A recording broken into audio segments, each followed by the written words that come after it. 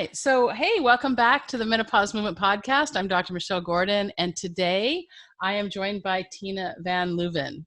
Did I say it right? Tina Van Leuven? Awesome. Good. Very awesome. And Tina's known as the Practical Joy Alchemist, and she's passionate about helping others source their life from joy, freedom, and abundance instead of playing by the old rules of struggle, sacrifice, and obligation.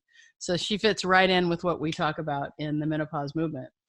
She absolutely loves helping solopreneurs or soulpreneurs. So that's her term. Align their energy and mindset with the intentions, desires, and visions they have for their business and their life. This often calls for clearing outdated money beliefs, and we talk a lot about beliefs on the weekly lives and in the podcast, and energetically releasing lifelong limiting programming that's been sabotaging humanity for eons. So she's written Money and Miracles, 40 Days to the Perfect Relationship Between Who You Are and What You Make. And also she's got stories in Choosing Happiness and Cultivating Joy, which are part of the Inspiration for Women's Soul series published by Linda Joy Publishing. Her PDFs are available on her website, which we're going to hook up in the show notes. So welcome to the podcast. I'm so excited to have you here. I am so honored to be here. Thank you, Michelle. What a joy. Yeah. No, this is great. So Tina's in Australia, and we're 12 hours apart. And I love the fact that we can have this conversation at a time that works for both of us. So it's really great. Amazing. Yeah. So tell me, let's get a little bit of your origin story. What happened? How did you get started? What was your big aha? Oh my gosh, there have been so many. I guess, I was born in the Netherlands, and then my family moved to Australia when I was 13. And, for those who live in Australia, sooner or later, everybody gets the travel bug. And then, for many in the States, you've come across Australians and they'll say, oh, how long are you traveling for? And most Australians will say, oh, 6 months, a year. And most Americans go, what? That's sort of what happened. That's foreign to us. Yeah, that's very foreign. Yeah, so I went traveling around the world, and then I ended up flying for United Airlines, being hired in Europe, which was one of those things where, how would that, I would never even have thought that would be possible. Wait, you're a pilot? No, flight attendant. If I'd been a pilot, we would have ended in wrong destinations, I'm sure. Okay. Anyway, yeah, I embarked on a healing journey very early on in my days. And it was my mom had enrolled in massage therapy training with my dad. And by the time the course started, my dad was like, no, I don't really want to go. And my mom said, do you want to go? And it was on Monday nights. I still remember I was 18 and I was like, yeah, why not? I went in and discovered that, well, it came very naturally to me. And I thought everybody who did massage therapy obviously could feel the energy, because otherwise, why would you do it? And it took me years to realize that, I had a natural affinity for feeling energy, sensing energy, and then went on many, many, many, many, many different explorations into discovering what makes the body tick, what makes the mind tick, what makes somebody light up. And I'm really passionate about helping people to reconnect with their joy and living from that space. So there've been, many ahas along the way. Are you a Reiki expert? I did do that in the early days. I think I discovered that I just had a natural affinity to plug in, as anybody has, by the way, to plug into source energy. And it's kind of, I call it like connecting in with the internet. And when we connect in on the internet, then oftentimes you'll connect with others via the internet, because it's like something in your energy attracts those you resonate with, and you kind of line up, it's that's really cool. I mean, because I put out a call for podcasts, and for podcasts, people to come on my podcast interview, and I don't remember where you came from. I don't remember which group it was, because I put out 3 groups. Was it BBD, or was it Rachel Miller? Rachel Miller. And it was actually one of the ladies in there who said, you ought to meet up with Dr. Michelle. And I'm like, oh. Okay. Yeah. So Rachel's a powerhouse, man. She's pretty amazing. I really like her. So, all right. So let's get into what it is you do. So just so you can understand what I do, my audience, as you know, is women who are in menopause, and most of us are really kind of looking for meaning in our lives. You know, our kids have grown up, we have an empty nest, we're tired of, we've served other people our whole lives, and now we have a little bit of time for ourselves. And I talk about my own story when I finished my surgical residency and started my practice, and I worked so hard for it, and I was certain I was going to be happy. Certain I was going to be happy.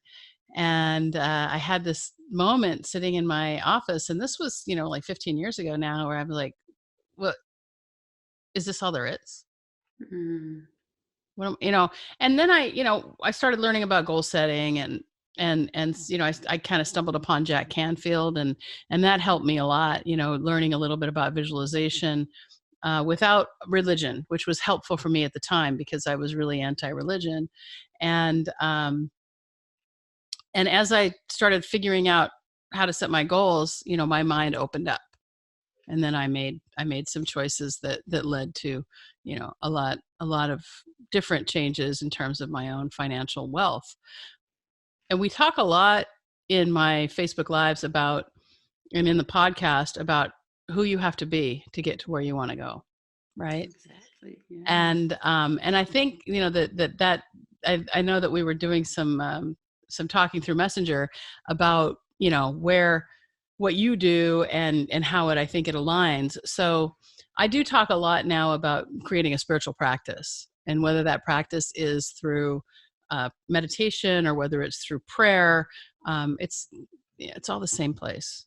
And the fundamentalists, of whom I used to be a part, I will sadly admit, will say that that's just new age, kind of woo-woo bullshit. But Mm-hmm. when you look at the people who have always been connected to the source energy, you look at people like, Yogananda, who I have to call my guru now because I'm studying his stuff, or Sai Baba, who died, a few years ago, who are just connected and can do this, and stuff appears in their hands, and crazy stuff like that, right? I guess the question I would ask you is, how do you get started getting connected to source?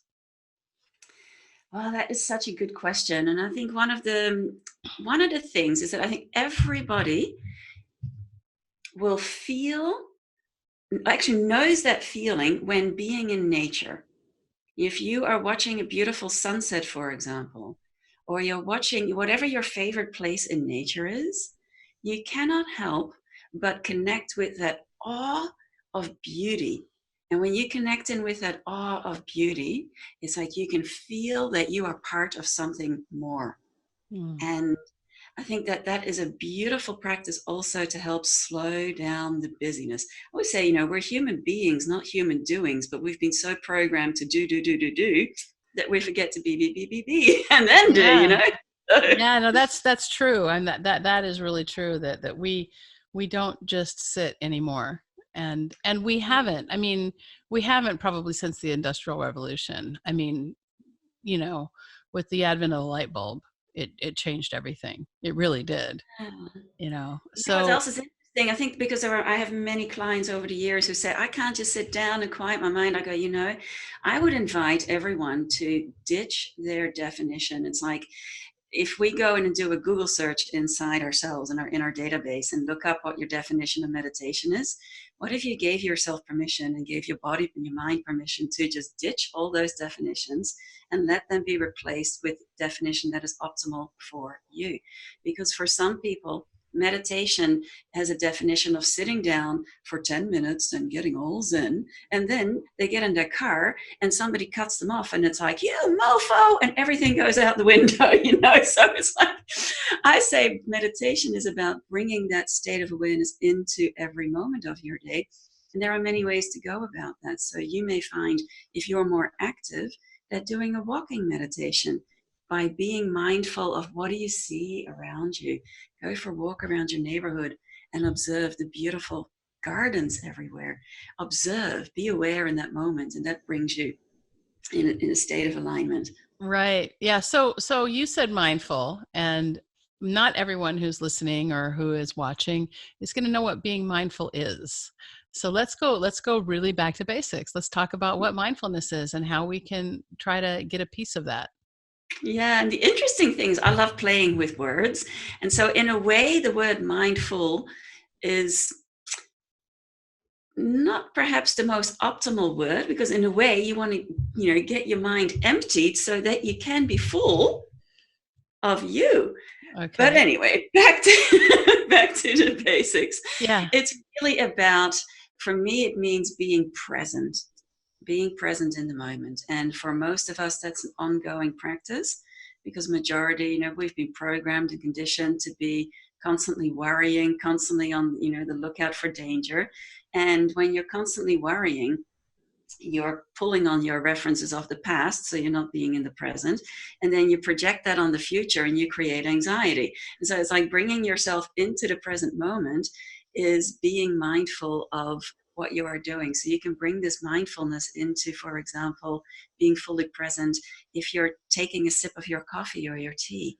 Yeah. Feel what happens when you drink it. How does it taste? Absorb the smell and really let yourself be present to that moment. When you're eating, take the time to really savor the sense, the different taste structure, the structures and the flavors, and really be present with enjoying that. Yeah. It just brings a whole different experience. When you bring that in other areas of your life, that really sparks some extra juice, It's so funny because I've listened, I listened to the book A New Earth by Eckhart Tolle years ago, right? But I had to listen to it at 3x speed because he is always so present that he is never in a hurry. So it's kind of funny because my mind processes very quickly, and I'm an auditory learner, and so it's very easy for me to listen to a book fast. And so that's kind of funny, you talk about being present, and I do find that the more present I'm able to get, the easier it is for me to slow down and just be. But you do specialize in entrepreneurial, so your clientele is mostly women, I'm going to assume. Yeah, probably 80% women, 20% men. Okay, and so you call them soulpreneurs. Can you explain that? Yeah, I found that over the years, I've done life coaching. I didn't realize that that's what it was called until clients said to me, "You know what you do? They call that life coaching." I go, "Oh, okay." and then, bringing the healing awareness into it, then started realizing that a lot of the clients that were drawn to me were either already in business or they were wanting to start up a business. They were all very, very, very spiritually oriented, very, very much driven by what lights up their soul and how to express that into their business. So I realized, wow, they're soul inspired entrepreneurs. I thought that's a mouthful. So we just call them soulpreneurs.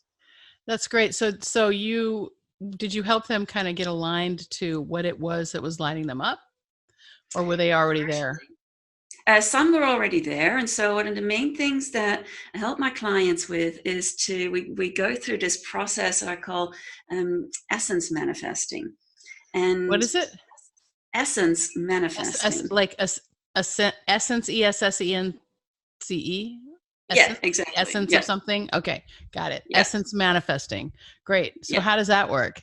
So what we do with that is that oftentimes, when people say I always ask, what is it that you want to create? We go through the different areas of life and business where you want to see a change, where you want to increase things. Many will obviously want to increase their income and, look at different ways to monetize and be able to grow their foundation there.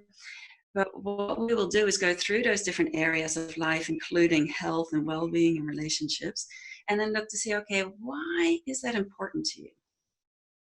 And when we connect in with why that is important to you, and we tap into this process of going through, okay, what is that going to bring you when you have that? And when you connect in with what that brings you, which often takes a bit of digging deeper with why is that important and why is that important, so you get to the core values. And when you get to the core values and you realize that, wow, for example, oftentimes we'll hear people say, I want to increase my income by whatever. And we say, why is that important to you? And when we really get down to it, is because they want the freedom. They want the freedom. They want to have more fun. Many clients drawn to me, I say, I'm really good at helping people to lighten the fuck up. I can edit it if necessary, but it's like, you're going to have to bleep you. yeah.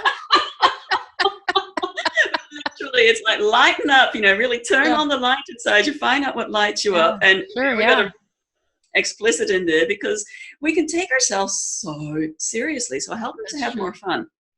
Well, I think maybe when people get aligned with their soul, with understanding that God is just behind your eyes, or that's what I'm learning more and more, that you sit, and it doesn't have to be on a meditation pillow. It can be at any point. God is always there. God is in our mucous membranes, right? I mean, it's weird to think about, but when you get to the point that God is everywhere and you start to understand that, it's kind of interesting. And then, for me, at least, I want to just do things that light up my soul more and more, stuff like this, and I like surgery. I do. I don't get me wrong. It's a great skill to have. I can go in and I can fix almost anything, right? That's what I like to say. I can fix a hernia, I can fix a gallbladder, I can fix a computer. But it, at the same time, that ties you to a location, and you were talking about traveling earlier. And, my thing is I want to be able to get up and go anywhere for, as long as I want to. Mm-hmm. And that's part of what I'm working toward, along with probably, very many of your clients who, have that same kind of wish for freedom. So go ahead. Yeah, I just want to add something to that, because the interesting thing is, when you get to the core of what's important to you, so freedom, for example, then what tends to happen is the mind has a very limited perspective as to what that means or what that looks like or how that can come to you. So when you are clear of what the essence state is of what you are wanting to experience, so freedom, it's usually freedom, joy, ease, those, harmony, those kind of being states. You get to the essence of what you are truly calling forth. And when you align with that essence and you go about your day every day and say, wow, I wonder, what are some of the ways that I can experience more freedom today? And then you be open to discovering what shows up. So now you're aligning with the essence of what you're wanting to manifest, and you're allowing your soul to start lining up people, situations, circumstances that match the essence frequency. And so what may look like may be what the mind can recognize, or it'll blow your mind, be way more amazing, but it will feel. You said it'll feel sustainable because it's essence manifesting. Okay. Instead of what many people do. You broke up for 1 second. That's why. Oh, sorry. No problem. So I just want to write some notes here. So just give me 1 second. So the first thing we want to do is essence. What is it? Essence manifesting. Right. Okay. And you start by asking, you use your mind to go, what do I want to create? What do I want? What do you want? Is there an area in your life where you want to experience something more, something different? Whatever it is, write it all down. And when you've got that list, then you go, why is that important to me? Right. But let's talk about the power of the subconscious mind for 1 second. So, there's this book by Joseph Murphy, The Power of the Subconscious Mind, which is really kind of amazing. And I heard about it through Jim Fortin. Do you know who he is? Jim Fortin. So Jim Fortin is, he's a guy who helps people change their lives, basically. He does a lot of sales training, and he's got a pretty good podcast and stuff. But so I bought this book, The Power of the Subconscious Mind. And what I learned from that is that if you can be really specific about what you want and tell your subconscious mind, then your subconscious mind will go to work to make those things happen. And right after I read that book, I wrote an affirmation that my surgical practice my subconscious mind was bringing the right person to help me run the surgical practice. And wouldn't you know it, like, this guy just texted me on LinkedIn out of the blue. And I never go on LinkedIn. I don't even use that platform. And then, and he ended up, coming to work with me. And so it is really interesting how the miracles actually happen in our lives. Yes. So, all right. So we've got number one is figuring out what you want and manifesting at your essence. So you figure out what the essence is of what you want. So what's the next step? Yeah, because most people, you'll hear a lot of people say, you can manifest anything you want. That's true. But what's really true is that you can manifest the essence of anything that you want. Okay. I agree with that. Yeah. Because when you go into ego manifesting, which is oftentimes what happens, the mind thinks that the way it usually works is that the mind thinks, well, you want something because you think you're going to feel a certain feeling when you have it. Okay. When people take the time to get down to the essence of what they're wanting, now they've achieved the success they thought they wanted in the form they thought they wanted it, and they're like, is this all there is? Well, I just talked about that. I just said that. I know, right? Yeah.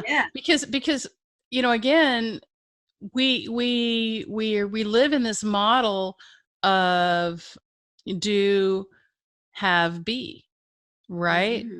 Do, have, be. So if I do this, then I'm going to have that, and then I'm going to be a certain way. And what I like to tell my people, and I learned this, I'm going to just give credit where credit is due. I learned this first from James Wedmore. And he's got a fantastic podcast called Mind Your Business, and you should go and subscribe to it because it's amazing. But that's after you subscribe to this one and give it a 5-star rating. But anyway, what I want to say is that we have to really start. If we really want to take control of our lives, we have to start with who we want to be. And one of the things I talk about in my coaching and even in my Facebook Lives and here on this podcast is I talk a lot about who is it that I am being, and how am I going to get to where? Who do I have to be to get to that goal? And that it's almost like it's like a mantra that we have to repeat over and over because people don't hear it. Exactly. Yeah. Yeah. It's a similar way. So when you connect in with the essence, let's say, so for you, example, you brought up freedom. So then you can say, how can I experience more freedom today? How can I show up as somebody who experiences freedom, as somebody who is free? How am I going to interact in this situation? As someone who is free, what am I choosing today? As someone who is free, what am I saying yes to and what am I saying no to? Yeah. And that what happens is that when you are clear on what the essence is of what you're wanting to manifest, then when an opportunity or an invitation shows up in your life, you will know whether to say yes or no to that, because you'll know whether it matches the essence state of what you're calling forth. But that'll be a feeling. That will be a feeling, and another thing that, we don't really understand feelings because we don't come with a user's manual, right? And, and so it's like the download is available, it just hasn't been installed in everybody. Yeah, no, but it's true because if our DNA is our software, right? Mm-hmm. I mean, I'd like to make a good analogy for, it's almost like the our feelings is our WYSIWYG or something. Because it's really hard to interpret, or maybe I don't know. I can't think of a good coding software, a good coding analogy, but as our genes are expressed, they get expressed and we become this being. But this being is so complex.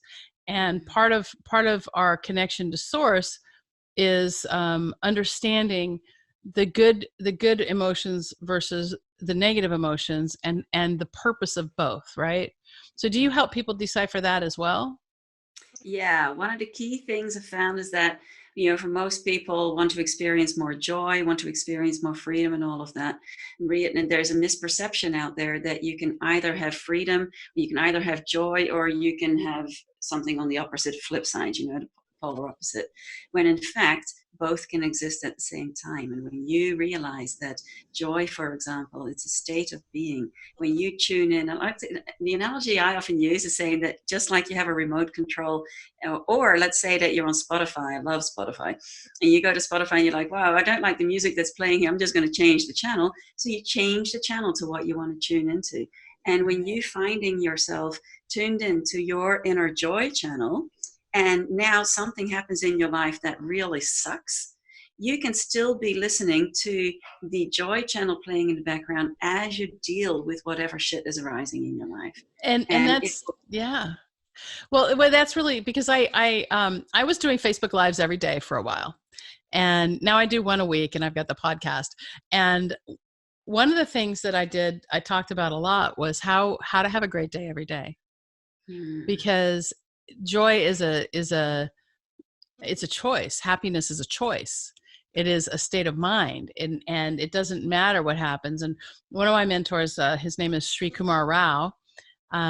He's like, it's a wonderful day, and there's going to be some shit. I'm going to have to clean it up, and that doesn't matter because I'm going to have a wonderful day while I clean up that shit. And exactly,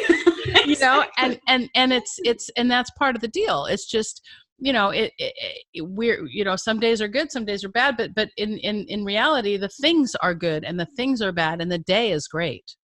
Yeah. And so when I recently had to go back to, I was off surgery for a while, almost a year.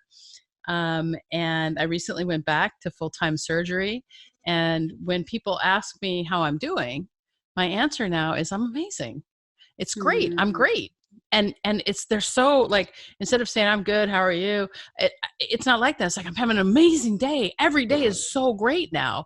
And during this last year, I had a pretty explosive time of personal growth.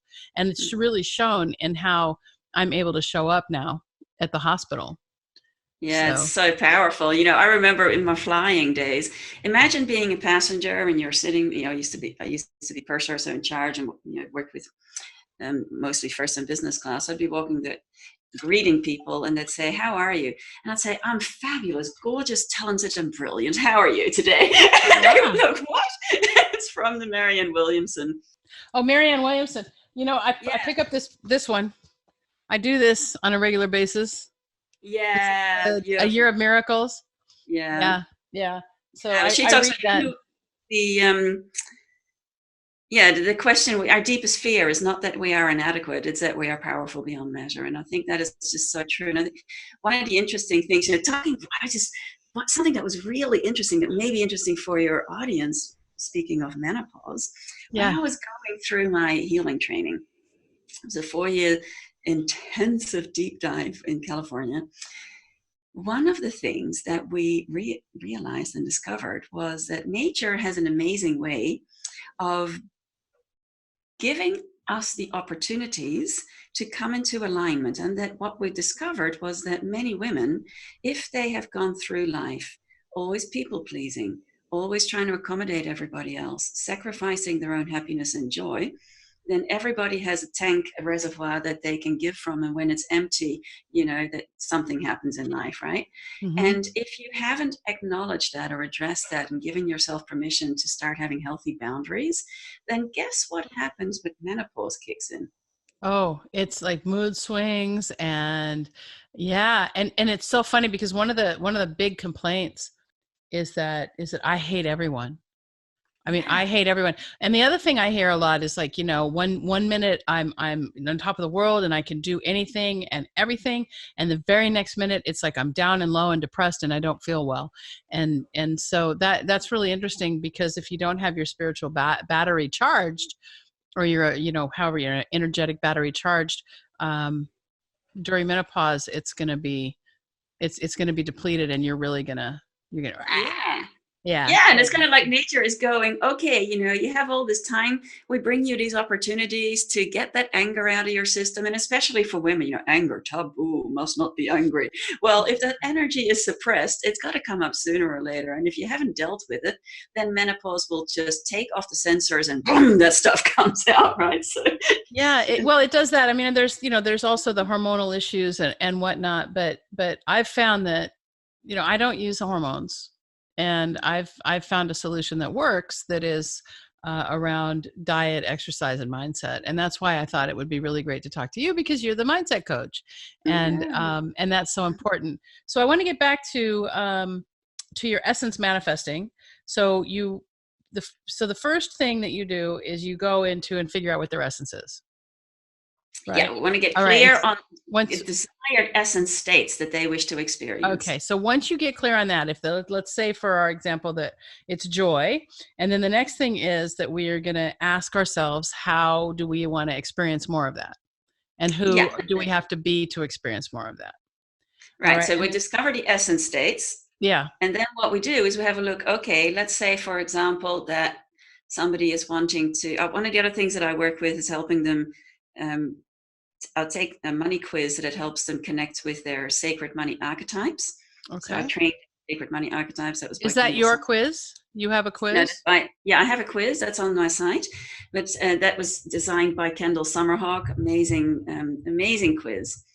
And It's the money archetype quiz. So make sure that you send me that link so we can link it up in the show notes. yeah, Yeah. yeah. Okay. And when you take this money quiz, the interesting thing is, I have found over the years that money is a fabulous catalyst for bringing to light where you are out of alignment with your soul. Mm.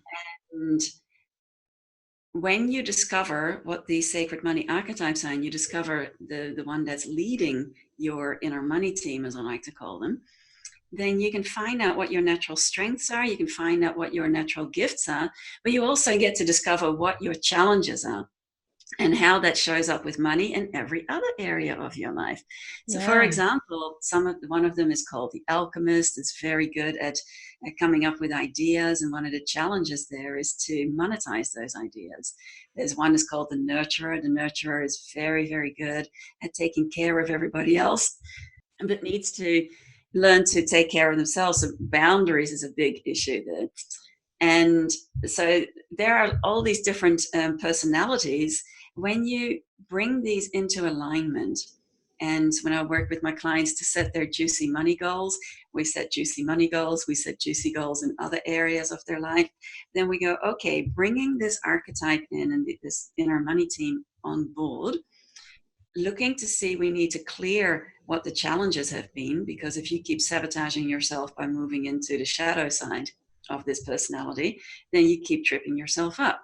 But when that's brought into alignment and you're aware of where your pitfalls may be, now you're at choice to make different choices that show up. And that comes back to being aware and being the observer of your own behavior. I mean, that's so important, to try to pay attention to where your awareness is and becoming the observer in your life. And the archetypes, it's interesting because archetypes, they all go back to Jung. All archetypes go back to Carl Jung. He's the one who found the first 12 archetypes, and then it's interesting how so many people have taken that and turned it into something. But so let's talk about money for a second. Yeah. Where do you find that people are blocked the most when it comes to money? I have found that depending on what their archetype is, okay, then there will either be a difficulty in receiving, so being very good at giving but finding it difficult to receive, or having a lot of judgments about money or about wealthy people or about whatever. And so what happens then is that, talking about the subconscious, you may say, one of the things that exercise often have my clients go through is to describe how they feel about money, how they feel about rich people, how they feel about wealth, and to get all this stuff out in the open. And then what we tend to find is, if there are any unresolved feelings or judgments about any of it, then what you find is saying, yeah, I want to have more money, but I don't want to be, and fill in all the judgments. And what happens in our unconscious, we will align with what our values are. And so for example, being in integrity is really important to you, but you've got stories running that say that, if you want to have a lot of money, you have to be a crook, or you have to be you have to sell yourself, or whatever. There's oftentimes a lot of these unconscious stories. Or you have to work more. Yeah, you have to really slug away. Exactly. Yeah. Yeah, you have to earn your rewards. So then Yeah. the idea of playing, finding out what lights you up and go and be that and let your doing come from that state of being. What many people will say is, yeah, I'll get my rewards as soon as I've done all these other things. Whereas So it's then the they're other way. blocked because of, so Yeah. it sounds to me like you're saying a lot of the same things I say, which is Yeah. it's the story that you tell yourself that is always going to, make things come true. And when it comes to money, especially, I learned, I think I would say I really started looking at my money beliefs probably around 2008. And one of the things that I realized, and I was a doctor, so I was making more than the average person, but I wanted to make 10 times that. And I was like, okay, why am I not making more? And how can I do that? And I had to look at all of my beliefs around money. And, there's that whole religious thing where it's just, money is the root of all evil, but it's not money. It's the love of money. It's greed. And greed, if you have a lot of greed, then yeah, you can get into trouble. But money is just a transactional thing. And in reality, it's just energy. It's just another form of energy. And people who say that money is evil don't have much. Because when what I found when I was able to 10x my income, 20x my income, I was like, oh, now I can do it. I can do all these things. Not only can I travel the world if I want to, I can support this charity and that charity. And, in my online business, we support a charity. It's not really a charity. It's a non-governmental organization called Studio Samwell. And Studio Samwell was started by this woman who was in Ethiopia and saw that the girls couldn't go to school because they had periods. And then a lot of them were ending up in the sex trade because they couldn't go to school. And what happens when they have their periods is if they don't have menstrual kits, they get shunned and they can't go to school. And so she started this NGO, and it's really blossomed into, now there's a university and they teach girls how to code, but they started with menstrual kits. And they started with teaching girls, this is how you this is how you take care of yourself when you have your menses. And so you can stay in school. And it's really blossomed into something more. And so this business supports that one, that NGO to help things going. And you can look up studiosamwell.org. I talk about it a lot. And it's really interesting because in Money and Miracles, this is something I talk about. I call it the God program. Okay. And the God program is not God as in the truth of what God, source, divine, whatever word you want to use is, but it's the way that we have deified, projected authority onto others or onto things. And money is one of those key areas. So it's like when you take a look at how you have deified money, has turned it into God, it even shows up in Christmas songs, you better be good. Yeah. For Santa, Yeah. And so Yeah. it just runs through the collective story programming, cultural programming, regardless of what religion you may or may not have. But there is so much conditioning in there that has basically been built on the no pain, no gain story, and that suffering and sacrifice is required. And at the end of all of that, then you get your rewards. And, and this is, then the way you can recognize, this is one of the most interesting things, because when I start working with my clients and really diving in deep to heal their relationship with money, they realize it's not about their relationship with money. It's about healing their relationship with source, the divine, and healing that original sense of separation. And as long as you feel separate from source divine and you have unconscious stories running that source let you down or betrayed you or abandoned you, then you're not going to trust. Yeah. And Yeah, no, that's so trust. deep. So it sounds to me like you really kind of get down into the trauma of childhood, whatever those childhood traumas were, or whatever the stories. It's so funny because when we talk about our lives and we look at things, the only way we survive, if especially somebody who, as somebody who was traumatized as a child, is to tell yourself stories. And the stories may or may not be true. The story that you told yourself was true enough to get you through the thing, for me, and I have talked about this before, But I was brutally sexually assaulted as a child, repeatedly, to the point that I don't remember sometime. And one of the things that I remember very distinctly from that time in my life, where I've lost a year of my life, but one of the things I remember is this recurring nightmare where a man in black came and killed my whole family, and I hid behind the neighbor's tree. So the man in black, I mean, I'm assuming now, looking at it as an adult, it, was probably a priest, right? It's so sick. It's so sick. Some religious person. But imagine what that does to a child, seeing that a person of authority who didn't protect them and then harmed them physically and psychically, and then trying to get connected, somebody who's supposed to represent source. And so I can imagine that you've had some conversations around abuse, that have really brought that up. And it's funny because, and the other reason I want to talk to you is that a lot of my audience is entrepreneurial women who, either, for whatever reason, they have their own business. They may not want to grow it, but, they're comfortable, they're doing whatever they're doing.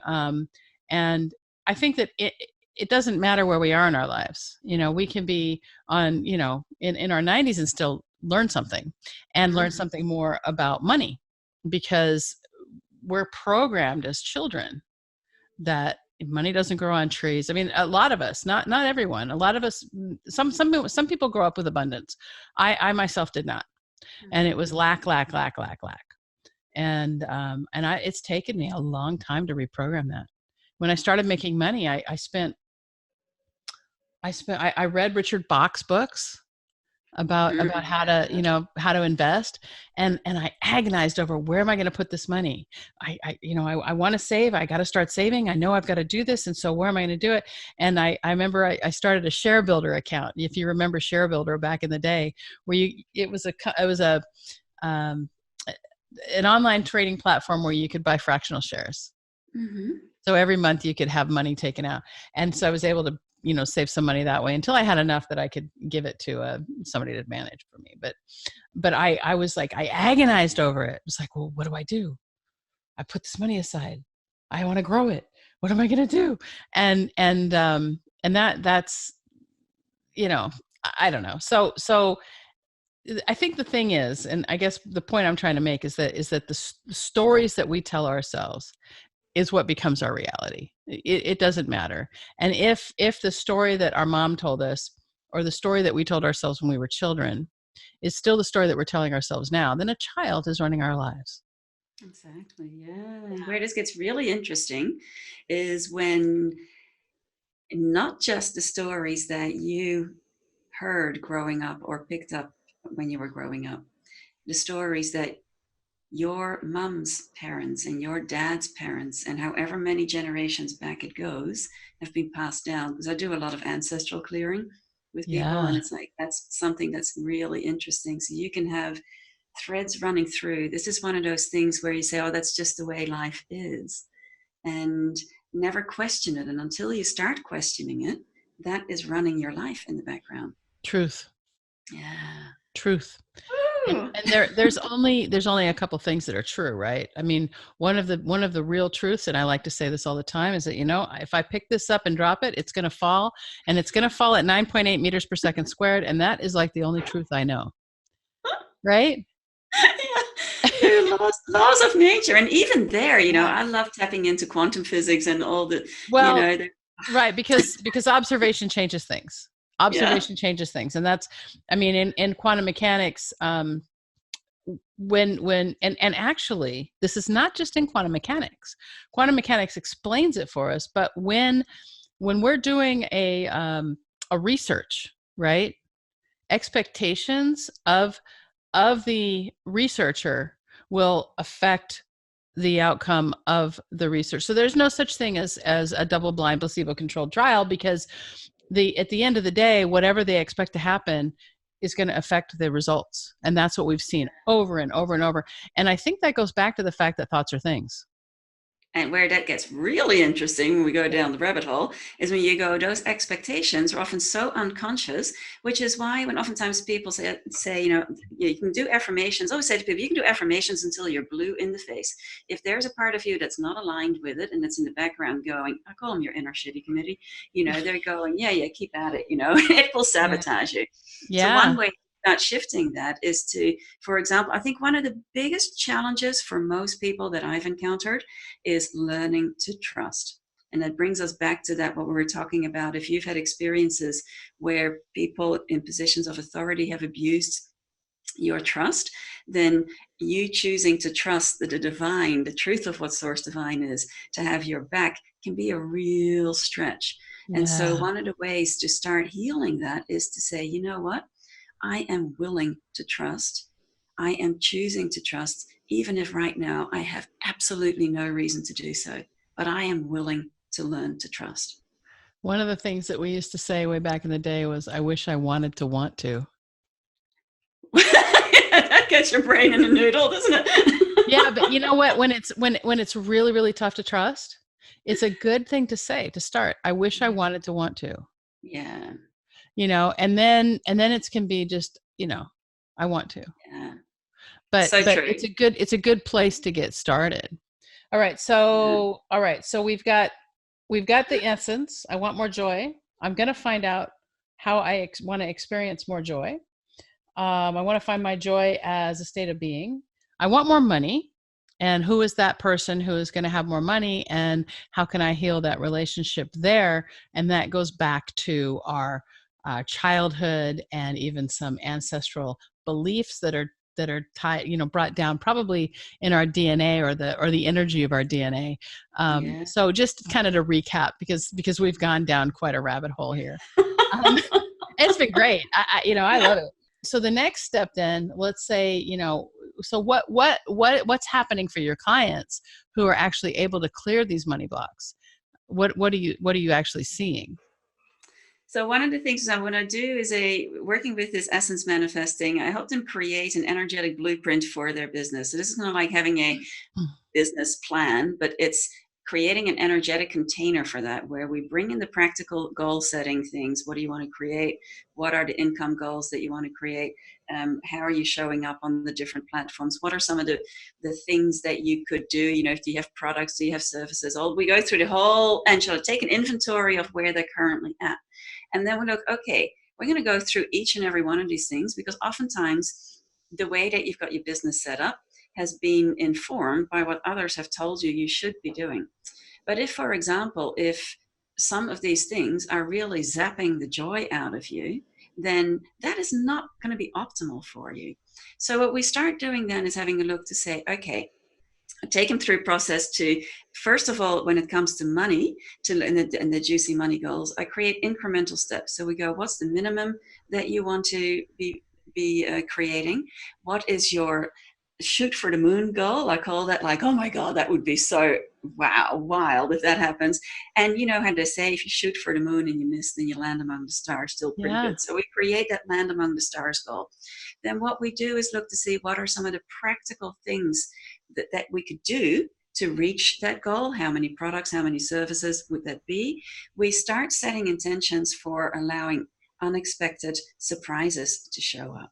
And to give you an example of how this happens, is one of my clients had said, we've gone through the whole process of the practical things, looking at, well, that means we need to increase sales in this area. We need to bring this product service to more awareness, which means we need to do, whatever the marketing steps were that were really fun for him to do.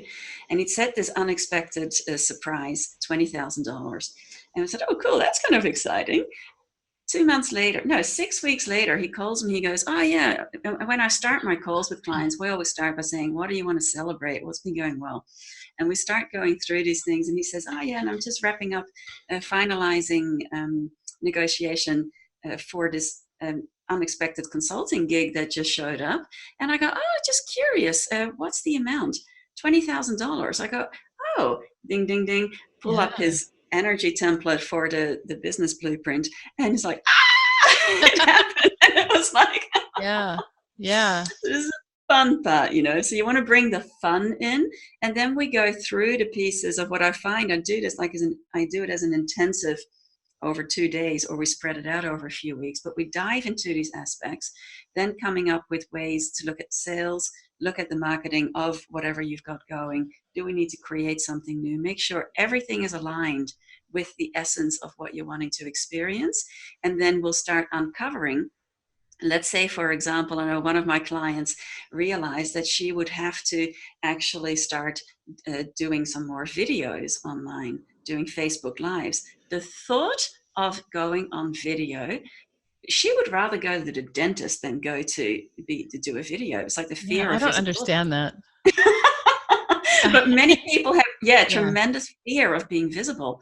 And part of that stems down to, again, fear of being ostracized for showing up as being different or unique, letting your light shine, it's a big thing.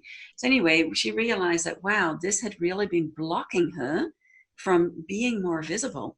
And so we had to work on clearing the trauma in her energy field and held in her body, and starting to play with having fun. So first of all, coming to conference calls, we had a group program, and initially she would show up on Zoom call with the video turned off. And after a few weeks, she had gone through deep clearing, and she showed up to the group call and her video was on, and it was like, yay! That's what I look like when I'm not on video. That's from when I went to the Arctic last year. That is so cool. I took that picture, and but that's what I look like when I'm not on video. That's so it doesn't matter. I'm gonna wow people anyway. yeah, but it'd be fun to see what your archetypal makeup is, right? So, but readers, for many people, if they don't want it, because one of those archetypes is called celebrity, and when the celebrity is really low in someone's profile, then they have a desire to be visible, but there's a lot of fear. And when you want to help them to basically, in order to achieve anything that you want to experience in life, the essence of what you want to experience, there is going to be a whole lot of fear, obligation, and guilt that needs to be cleared out of the conditioning, so that you can fully step into alignment with what lights you up, and get to the point where you can stick those middle fingers up to any of the naysayers and go, you know what? I'm choosing to be all that I am. I am amazing, as are you. I am choosing to express my brilliance in ways that lights me up, as you can too. And let's see, when we come from this place of being fully aligned, lit up, choosing joy, choosing freedom, choosing expansion every day, what kind of world can we co-create together? When we are aligned with our joy, we have no desire to go around and kill people and put bombs in places. What a different world it will be. Yeah, that's true. I mean, I think that's something that Marianne Williamson was trying to do with her presidential bid that is, ill-fated, as it were. But you know what? More people are going to buy her books, and she's going to get out there. I mean, I never really bought a book from her until she became a presidential candidate. Actually, I didn't buy that book. Somebody gave it to me. I always thought she was kind of wacky. But I think she's got a decent message. There are some problems with it, but her books are good. So for one of the things I want to ask the audience, and it's going to be a while before this goes on the podcast, but what I want to ask the audience is that if they want, I will go and do the archetypal quiz and get the report, and then I can have you back, and we can kind of go over it. You can do a little coaching call with me, and you can tell me, where I might be able to get clear, if you'd like to do that.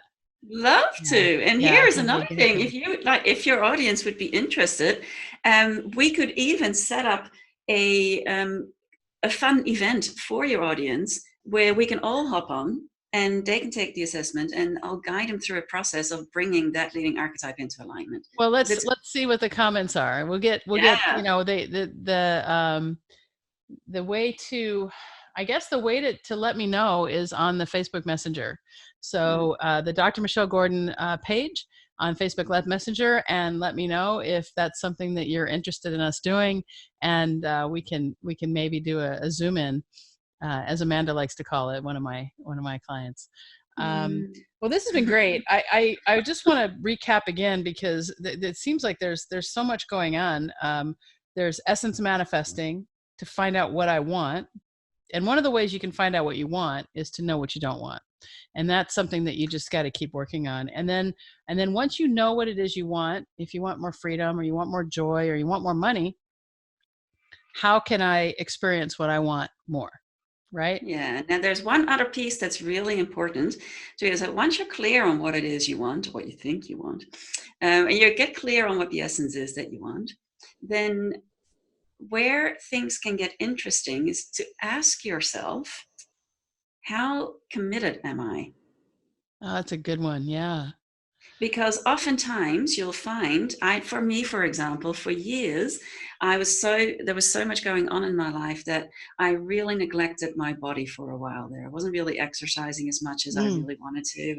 And it was like, and every time I go, oh, I really should. Yeah, and should is a good indicator that you're not aligned. So anyway, I had all these best intentions. Yeah, I'm going to get my body back in shape. I'm going to get my body back into shape. I really wanted to. My God, my wanting was at 100%, no doubt about it. My commitment, Yeah, no, this is good because this is very common for menopausal women, this particular topic. Yeah. So how did you beat that? So then one day I just realized that, wow, hang on. I asked myself this question and I realized, yeah, oh my gosh, my commitment is really low. So what's it going to take to bring my commitment up? And so I thought, right, it has to be fun for me. It just so happened that one of my dear friends, when I was in California, gave me a cookbook that's called The Plan. And it sounds like fabulous. A cult. No, this book it's awesome. Oh my God, I can't remember the author's name, but anyway, she gave it to me because her daughter had made this soup, carrot ginger soup, that had all these amazing spices in it to help combat inflammation in the gut. And she said it helped her lose weight. So anyway, I started following this. And I realized, oh my gosh, my body was naturally dropping weight. And then I started to do Pilates again, and I started to do yoga again. And gradually, my body has been releasing weight, and it's like I'm getting back to feeling really terrific.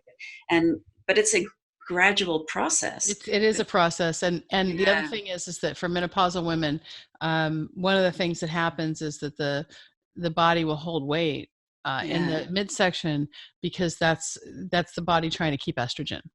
Yeah. So we have that, but again, that goes back to, desire high, commitment low. And again, that goes back to who are we being and who do we want to be? Who do we have to be? So I just want to wrap this up. I got here that you see money as a catalyst for discovering where you're out of alignment. And so the money beliefs are really important. And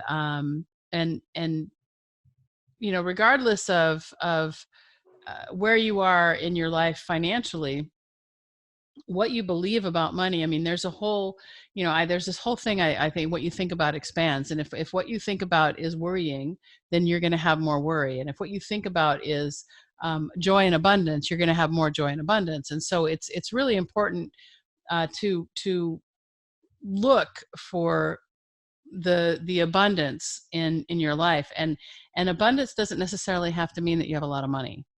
Abundance can be the joy in somebody giving you a coat in the winter and then taking it away. There's still joy there because it's just a thing that happened.